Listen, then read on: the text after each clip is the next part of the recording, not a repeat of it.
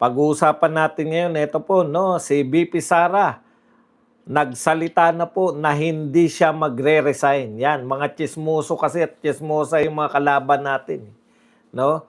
Kahit wala namang pong binabanggit ang kampo ni VP Sara, kasi gusto po nilang palabasin na magre-resign na yan dahil malakas po ang kanilang ebidensya. Wala nga kayong ebidensya. Yan na nga, oh, napahiya na nga si Jok, no? Oh. Wala pala kayong ebidensya, punta-punta pa kayo, dinala nyo pa sa Senado.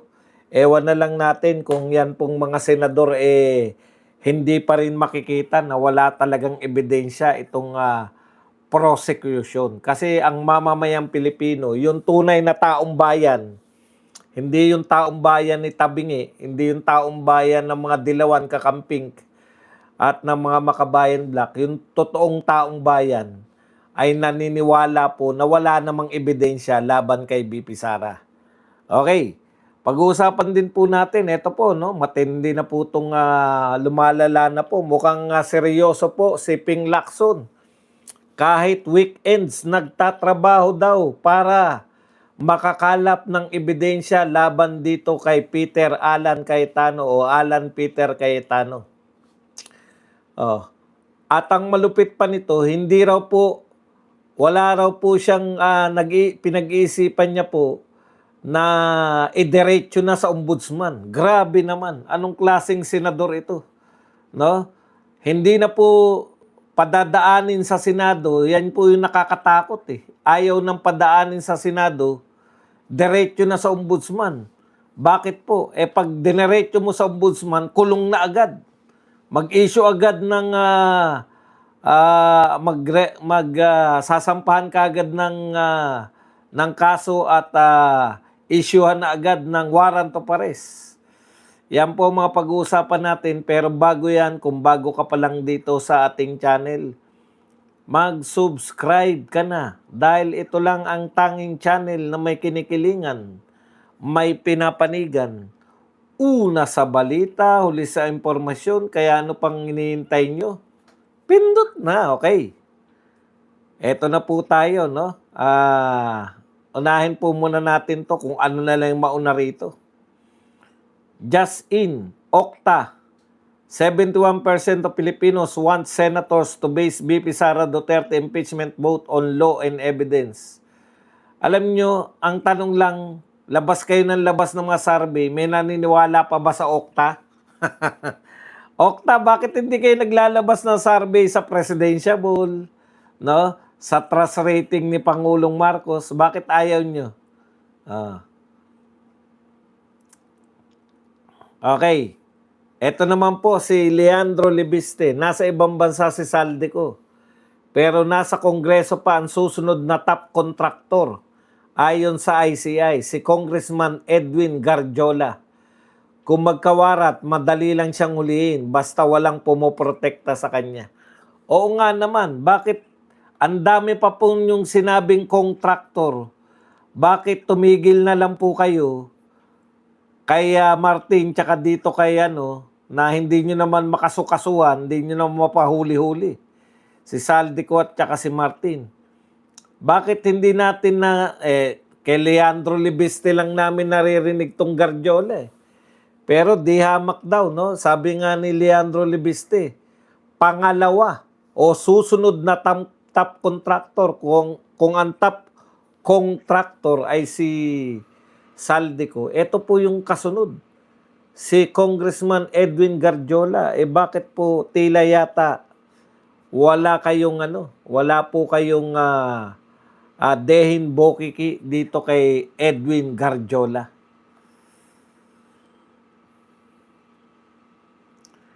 Okay.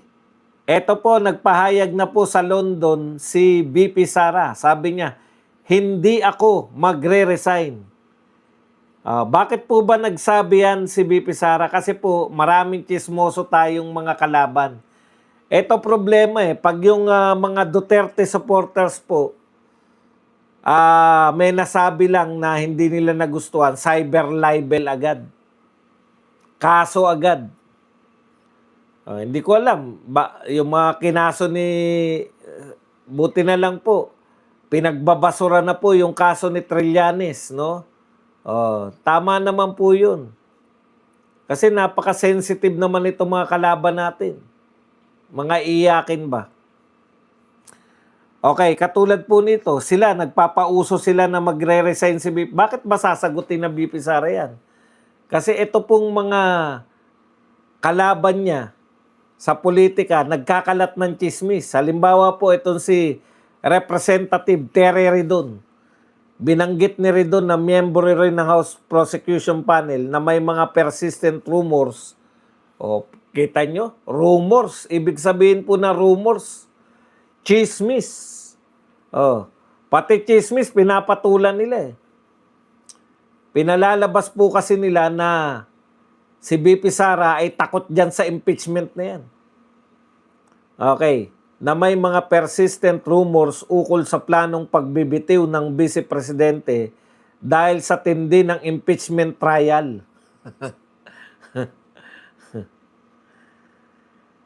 Pabiro pa niyang sinabi na huwag muna itong gawin ng Vice President dahil hindi pa dumarating ang most exciting part ng paglilitis. Alam po ninyo, huwag na tayong maglokohan. Kaya nyo po inuna yung Article 4 na yan, yung grave threat. Akala ninyo, pasok na sa banga yung ebidensya nyo. Yung mga tao po marunong na magsuri. Yung mamamayan na totoong mamamayan, marunong na magsuri. Alam po nila na hearsay. Alam na po nila yung meaning ng hearsay. At totoong ebidensya. Ano po ang natutunan ng mga mamamayan? Yung totoong mamamayan dyan.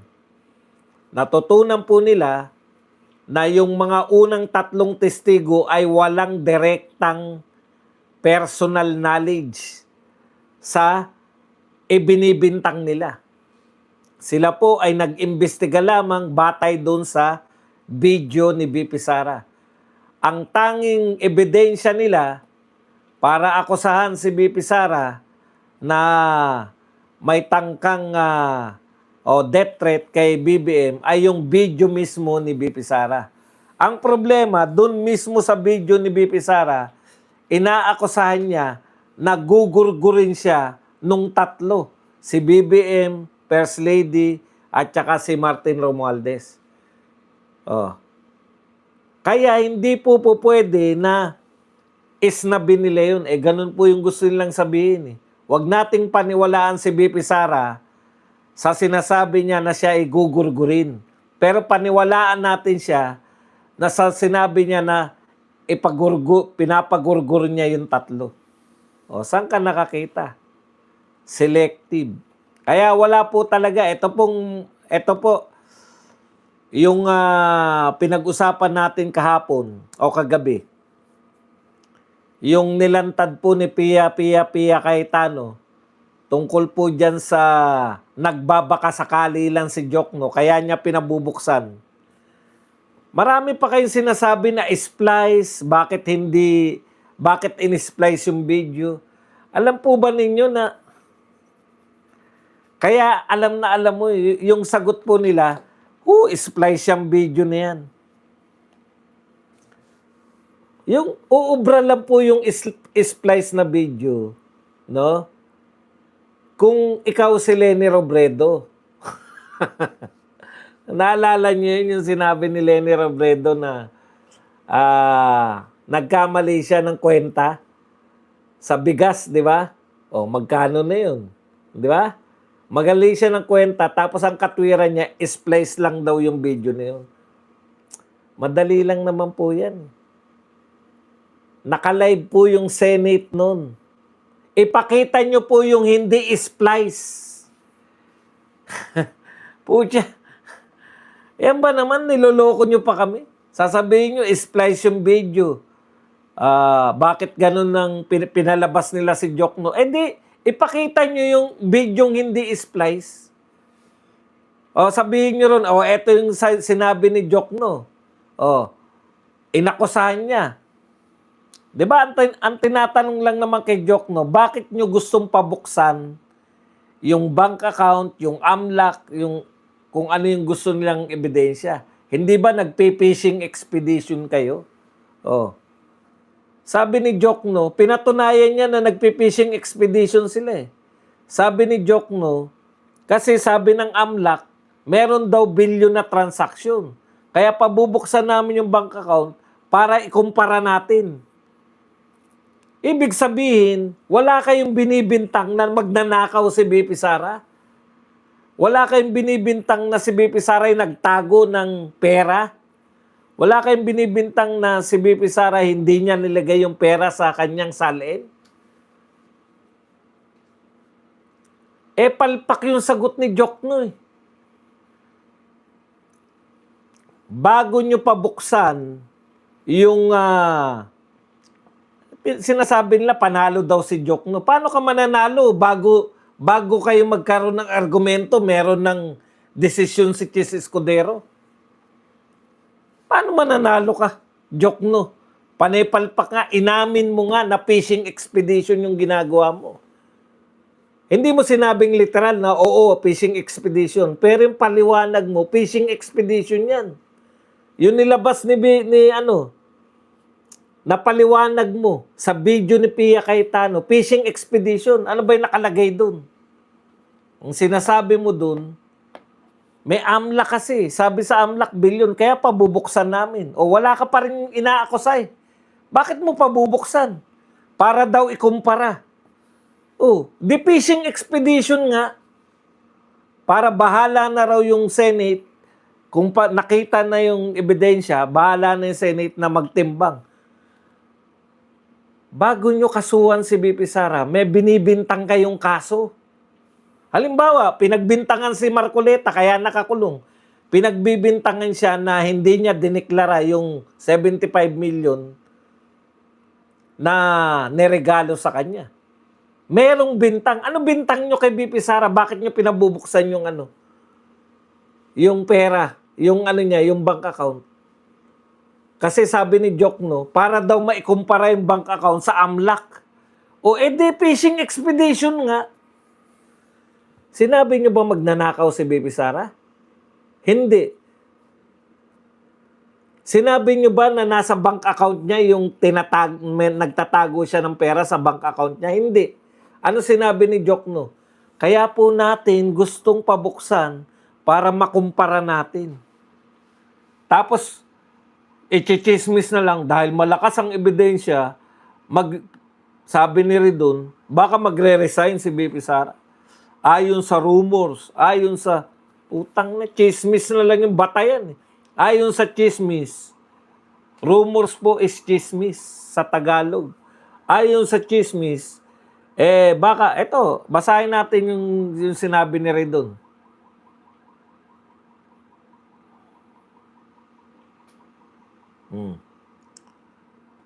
Ito sabi ni Ridon, may persistent rumors o merong chismis ukol sa planong pagbibitiw ng Vice Presidente. Kaya po, nung nasa speech po ni BP Sara, ito po ang pinahayag niya. Ito po totoo to dahil makikita nyo po to sa speech niya. Hindi ako magre-resign. Mariing tinanggi ni Vice President Sara Duterte ang espekulasyon. Magbibitaw siya sa pwesto sa gitna ng nagpapatuloy na impeachment trial. Hindi ako magre-resign. Yun ay betrayal ng 32.2 million na mga kababayan natin na bumoto sa akin. Kung gusto ni BBM tanggalin niya ako, gawin niya ang lahat, tanggalin niya ako. Yan po ang matapang na pahayag ni BP Sara tungkol dyan sa resignation. Ang tindi ng kalaban natin eh. Ang mga kalaban po natin, kaya po nila mag-fake news pero walang nag-aakusa sa kanila ng fake news. Meron bang nagsabi sa media na fake news si Ridon? Nung sinasabi niya na meron siyang balita na magre-resign?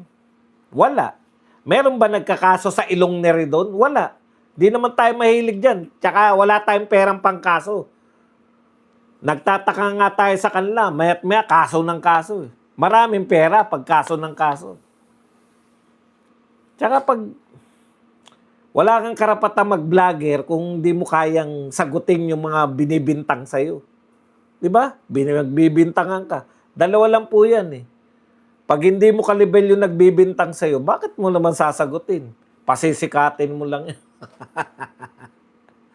Pag kalibel mo naman, pwede mo lang sagutin, di ba?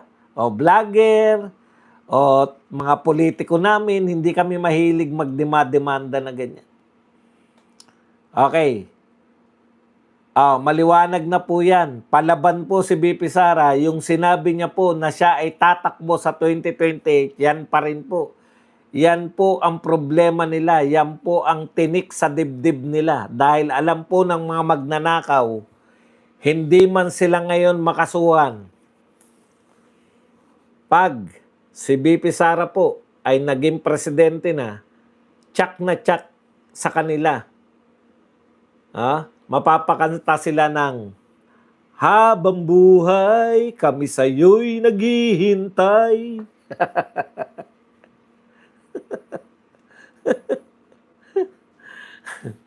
Sama-sama kayo.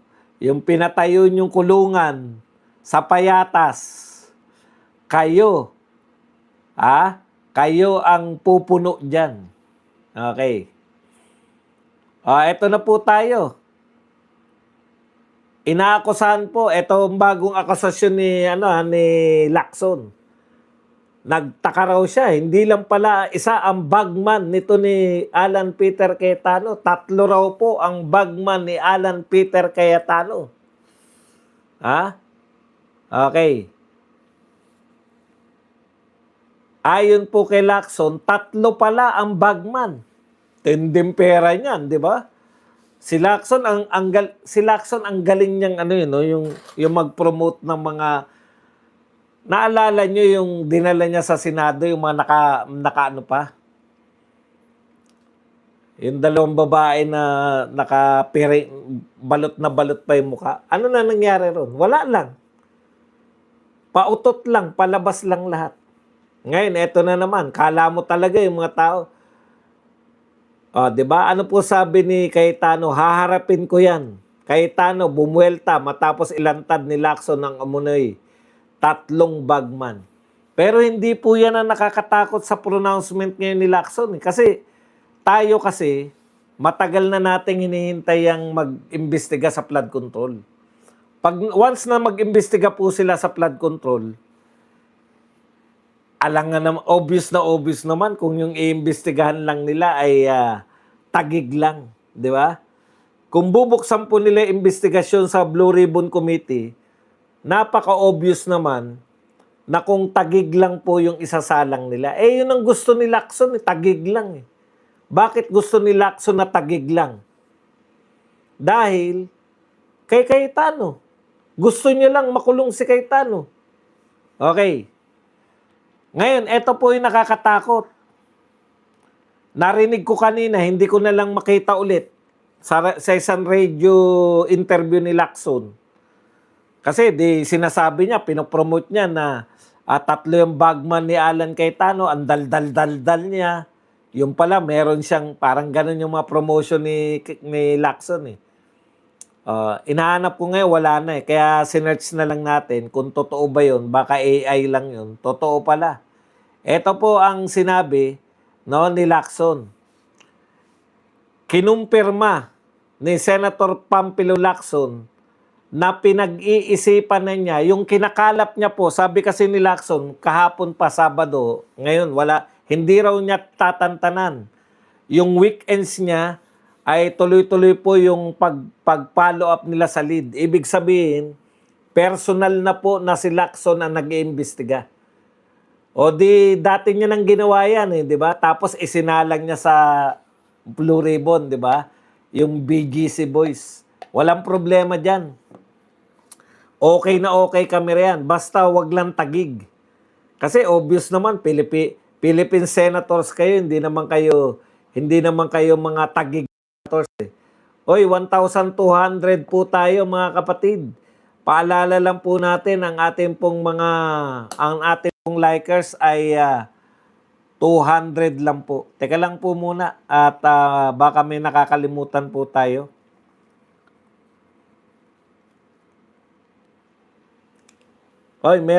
Sino ba to nagpakape? May nagpakape pala kanina. Teka lang, hanapin lang natin. At mahirap yan. Baka magtampo yan, nagpakape na yan. Si Chang Kabuto, thank you very much Chang Kabuto sa 25 pesos na pangkape.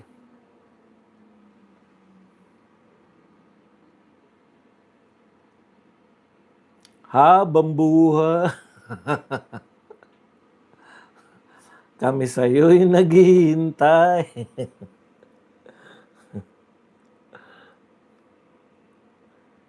Lipat ko para pag nakikita ko yung comment nyo, Tagalog.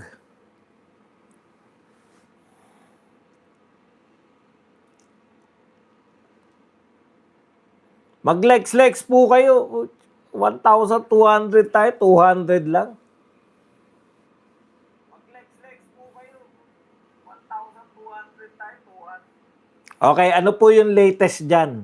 Ito po ang latest. Sabi po ni Senator Lacson, pinag-iisipan niya, idediretso na sa Office of the Ombudsman yung mga nakalap at bineberipikang ebidensya laban kay Senate Minority Leader Alan Peter Cayetano. O, bakit po? Yan po ang tanong namin. Bakit po ninyo idediretso sa Ombudsman? Kayo po ay senador. At hindi po kayo basta senador. Member po kayo ng Blue Ribbon Committee. At hindi po kayo basta simpleng member ng Blue Ribbon Committee. Kayo po ay Vice Chairman ng Blue Ribbon Committee. Bakit ayaw nyo pong sa Senado mag-imbestiga? Bakit po idediretso nyo yung mga nakalap nyong ebidensya sa Ombudsman? Unfair po yan sa taong bayan kasi po kayo po ay hinalal. No? Kayo po ay hinalal ng tao para po mapanood namin kung ano man yung investigasyon na gagawin ninyo. Bakit po kayo takot na mag-imbestiga sa Senado? Oh, nakakadala na po kasi dito po sa Ombudsman, hindi po namin alam kung paano po sila nag-iimbestiga, hindi po namin nakikita. Yung transparency po nawawala. Yan po yung papinato. Pinapakita nyo dapat na yung mga pag-imbestiga, yung mga pinakukulong ninyo ay totoong may kasalanan. Bakit po dediretso kayo kagad sa Ombudsman? Tauhan po ba kayo? Ang tanong, Senator Lacson, kayo po ba ay investigador ng Ombudsman? Kayo po ba ay tauhan ng Ombudsman? Bakit po yung kinakalap po ninyong mga ebidensya, diretso po sa Ombudsman? Yan po bang ginagawa ninyo na pangangalap ay hindi po kayo gumamit ng Senado? Yan po ba ay sarili nyo lang gasto, sarili nyo lang kagustuhan? Kasi po kung gusto nyo palang magsarili, sayang po kasi yung binoto naming senador. Inuokupahan nyo pa po yung pangalawang pinakamataas na posisyon sa Blue Ribbon. At marami po nagsasabi, si Lacson din pala nagsabi, si Cayetano din po ang nagsabi, natuta nyo lang si Erwin Tulfo, yung chairman. Ang tanong po namin sa inyo, bakit po nyo idediretso dun? Sa Ombudsman, hindi naman po kayo tauhan ng Ombudsman, kayo po ay senador. Kayo po ay member ng Blue Ribbon Committee. Kayo po ay Vice Chairman ng Blue Ribbon Committee. Bakit ayaw nyo po? Takot po ba kayo na makompronta ng mga pinagbibintangan ninyo yung mga testigo? Yun po kasi yun, di ba? Makompronta naman sila ng mga testigo. Kasi po, matindi yung gusto nyong isampa kay Cayetano Plunder. Hindi po kami tamang hinala. Talagang yun ang nakikita namin. Dahil may impeachment, kitang-kita po namin yung papel ni Marcoleta na wala sa impeachment. Alam niyo po, magkasintapang si Cayetano at si Marcoleta. Ang wala kay Cayetano, yung mambalatuba, kaya ni Marcoleta yun Kaya niyang barahin yung mga sila Ligutan. Yan sila Lorna Kapunan. Rereglahin kay ano yan. Rereglahin po yan kay Marcoleta. Yan po si Luistro. Hindi lang po laway mamumuo dyan. Pati po madilim na leki-leki.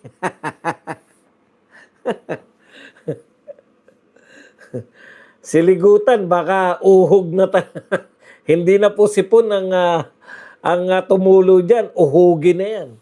Oh, ang laki po ng bagay. Ang laki pong bagay sa prosecution yung nawala po si Marcoleta.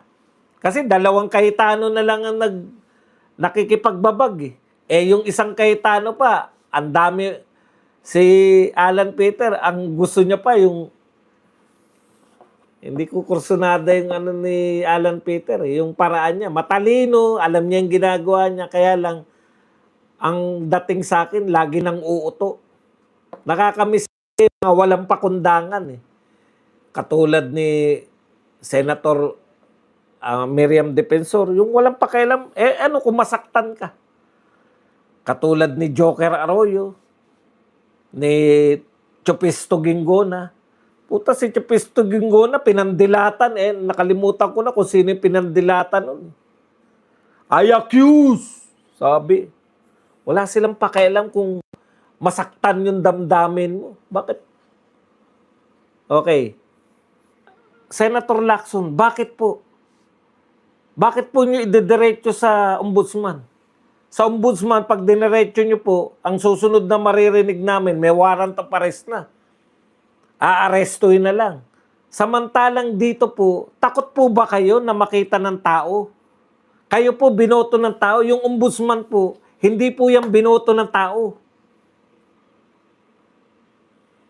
Kaya wala po siyang pananagutan sa tao. Kayo po, nag-iimbestiga kayo tapos ipapasa nyo sa ombudsman. Tauhan po ba kayo ng ombudsman?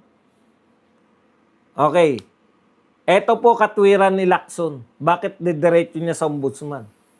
Lalaktawan niya yung Senate inquiry. Balak niya laktawan yung Blue Ribbon. Una pong dahilan, hindi na matalino si Erwin Tulfo.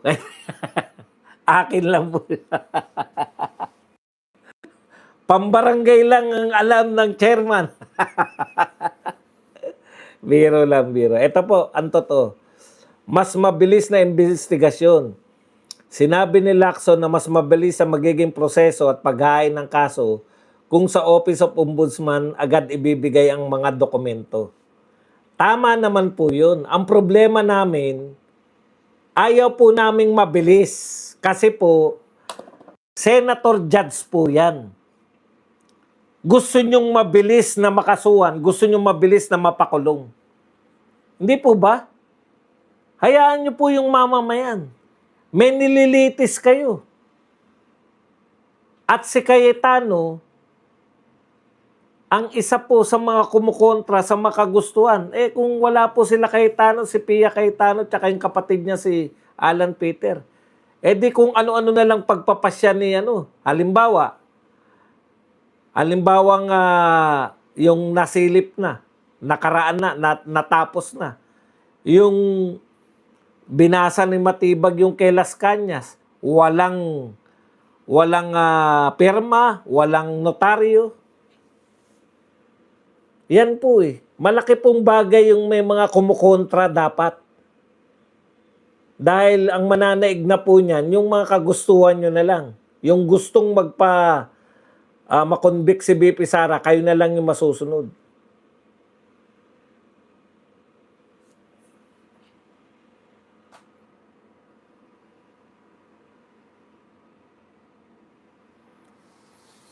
Okay. Balik tayo. So katwiran niya, gusto niya mabilis na maresolba. Ang tagal niyong tinulugan yung flood control Tapos sa Taguig, gusto niyo mabilis. Dahil galit lang kayo kay Tano, pwede nyo palang pabilisin ng flood control. Nakikita po ninyo? Pwede pala nilang pabilisin yung pag-imbestiga. Kung ganyan ka po kabilis, baka kaya mo ring pabilisan yung pangkalahatang flood control. Bakit pagka sa kalaban ng gobyerno o hindi kalaban ng tao, sa oposisyon, bakit pag sa oposisyon, kay Marcoleta, kay Jinggoy, dito kay nautakan lang siya ni Chis Escudero eh. Actually, galit sila ni Tito Soto kay Chis Escudero, kaya lang wala lang silang magawa. Kailangan lang nila yung pagbaliktad ni Chis Escudero eh. Bakit kinakailangan yung bilisan? Kasi para hindi na siya, tignan nyo po, galit na galit yung mga tulpo kay Cayetano, di ba? Maepal daw, nag-aaksaya ng oras, etc. Mga hindi kasi sanay sa mga debate. Ganun naman po talaga sa Senado. Eh. Debate po ng debate yan. Okay, ano pa? Iwas haras sa testigo. Kung idadaan pa umano ito sa Senate Blue Ribbon Committee, baka humaba lang ang debate at maharas o ma-pressure pa ang mga resource person. O bakit po nila alam? Kasi yan ang ginagawa nila kay Gutesa. Yan ang ginagawa nila sa 18 Marines. Paano hindi nila alam na, di ba? Bakit? Ayaw na nilang idaan dyan, baka maharas daw. Teka muna, sino ba nanghaharas sa mga testigo? Sino ba yung mga testigong naharas? Nasaan na ngayon si Gutesa? Sino ang nangharas kay Gutesa? Sino ang pinagmukha si Gutesa na, teka muna, dahil lang sa notaryo? Ibabalik ko lang, bigla ko naalala yung notaryo. Kay Gutesa, ang higpit nyo sa notaryo. Kay Las Cañas, wala na nga si Las Cañas. Hindi na nga siya tumistigo. Wala pang pirma ni Las Cañas. Wala pa notaryo. Pero okay sa inyo lahat. Walang nag-ano na. Teka muna, bakit walang notaryo yan? Teka muna, bakit hindi si... Pwede na palang tumistigo ang ibang tao para sa ibang tao. Ngayon lang po ako nakakita. Nung sa mga Senate before, yung sabihin mo lang na ayon sa ganun, hearsay. Hindi po pwede yan, hearsay yan eh. Ngayon po, ibinabasa yung testimonya ni Las Cañas. Wala si Las Cañas. Pwede daw yun kasi sa ICC, pwede. Kailan ba tayo sakop ng ICC? Lintik na ICC yan. Antindi na ng Mr. President Donald Trump of the United States of America. Will you please help us para mabuwag na yung ICC na yan? Siguro tayo na mga magiging pinakamasayang mga tao pag nabuwag na yung ICC na yan.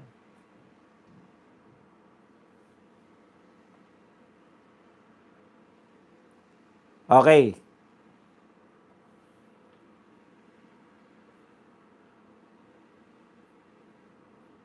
Dagdag pa. Ano ba ang mga ebidensya so far daw? Ayon kay Lacson, lumalakas ang posibleng plunder case. O, kita nyo na, plunder. Pag dinerecho mo nga naman sa ombudsman, plunder, saglit na saglit lang po yan. Non-bailable na naman. O, eto raw po ang nakita ni... teka nga pala muna. Akala ko ba ang kinakaso nyo kay Cayetano yung kaldero? Akala ko yung kinakaso nyo yung Southeast Asian Games. Eto na lang. O, Ghost Project. May mga nakitang proyekto na nagkakalaga ng 100 million bawat isa na magkaparehong lokasyon at description. Ibig sabihin, isang proyekto pero 2 beses pinondohan. Overlapping scopes, mga depektibong proyekto na nag-overlap ang sakop na hinalang ginagamit para sa kickback o porsyento. Mga testigo at bagmen, may 3 individual na natukoy na umano'y nagsisilbing bagmen sa mga transaksyon at may lumulutang na ring testigo na nagbibigay ng sworn statement. Ayun naman pala, Senator Lacson bakit ayaw nyo pong isa lang sa committee nyo? Doon kami takan-takay. Member po kayo ng Blue Ribbon Committee. Okay lang yan sana. Hindi po kami maghinala Bago ako maghinala, 1,300 po tayo, 522 lang po yung nagla-likes. Mag-likes po tayo. Hindi sana kami maghinala sa iyo, Senator Lacson, kung idediretso mo sa ombudsman. Kung ang may hawak po niyang komite na yan, si Marcoleta. Kasi syempre, hindi ka makikiusap kay Marcoleta na isalang natin to, di ba? Alam mo mangyayari. Di ba? Oh. Hindi kayo po. Vice chairman kayo. Sabi ni Cayetano, tuta mo si Erwin Tulfo. Pwede nyo pong isalang yan sa Senado. Ang tanong po namin, bakit ayaw po ninyong isalang sa Senado? Nakakapagtaka, nakakapagduda. Plunder yung case. Senate judge, impeachment judge, ang biglang kakasuhan. Hindi siya makakagampan ng kanyang pagiging hurado.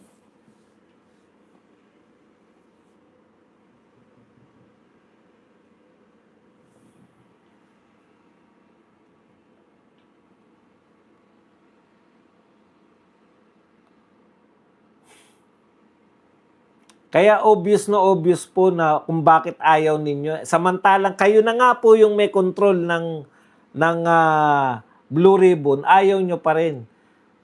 Bakit po? Kasi wala na silang katwiran na hindi ituloy yan. Pag binuksan nila yung tagig, aasa po yung mga tao na hindi lang tagig dapat kasi halatang halata naman na Cayetano lang ang punteriya. Eto yata sila Lacson, wala na po silang pakialam eh. Kung mahalata o hindi.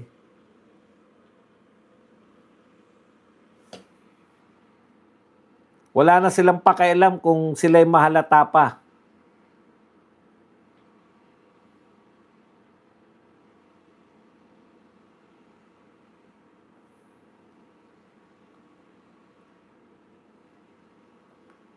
Okay. Punta po tayo sa ibang mga balita. Kaya nakakapagduda, Senator Lacson, na yung mga Cayetano na lang yung kumukontra, no? Diyan sa nagaganap sa gusto niyo umayo na lang, mag-ayunan na lang kayo ng prosecution eh. Ayaw niyo nang may kumukontra sa inyo eh. Tapos tatanggalin niyo pa yung mga kumukontra. Kawawa naman tayo.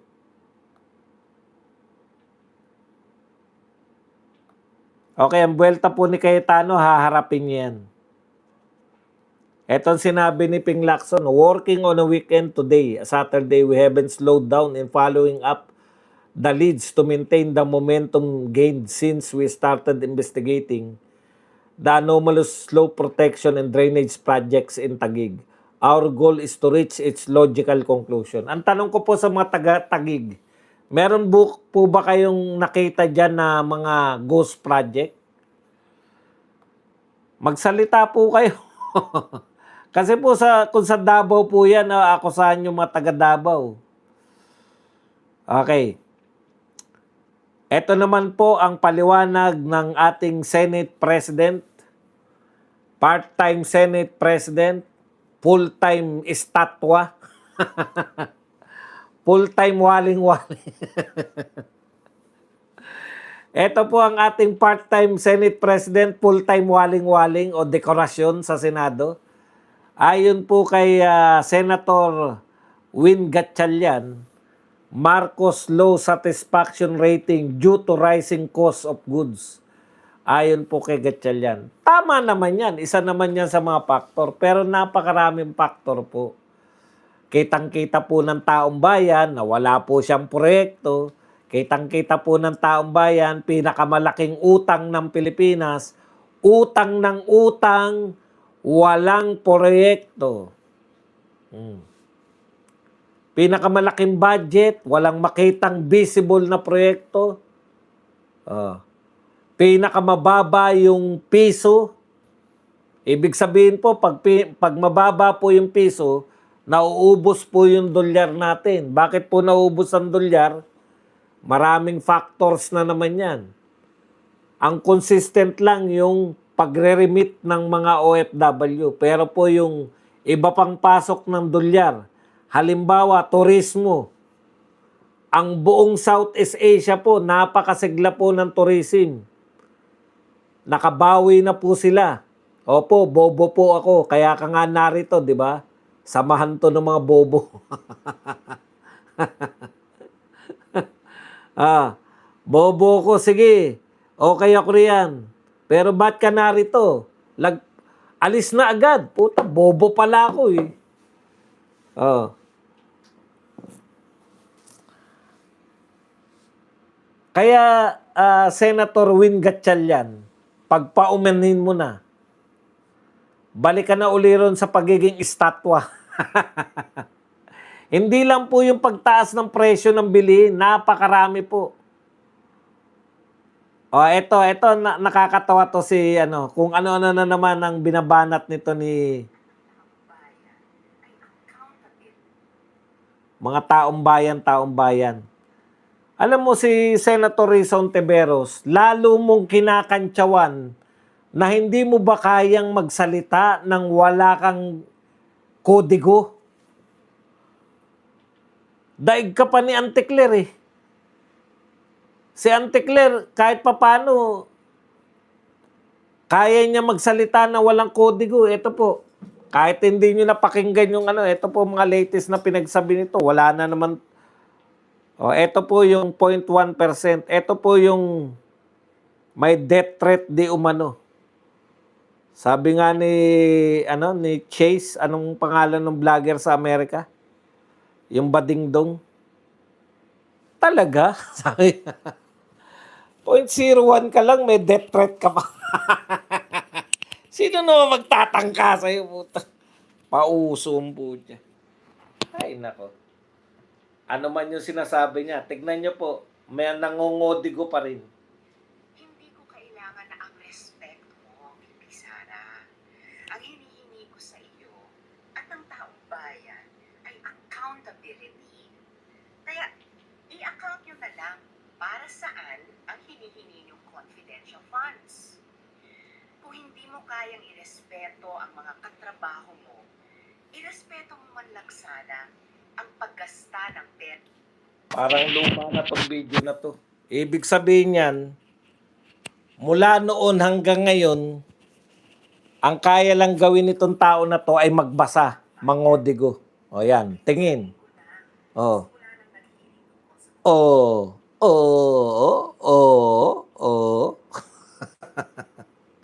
Nakakabwisit yung pagmumukha, no?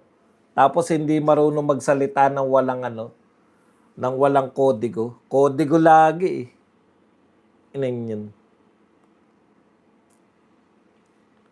Lacson Sis Plunder Case. Teka muna. Nawala yung mga kodigo ko. Siya talaga straight eh. Lahat ng sinasabi niya nasa kodigo eh.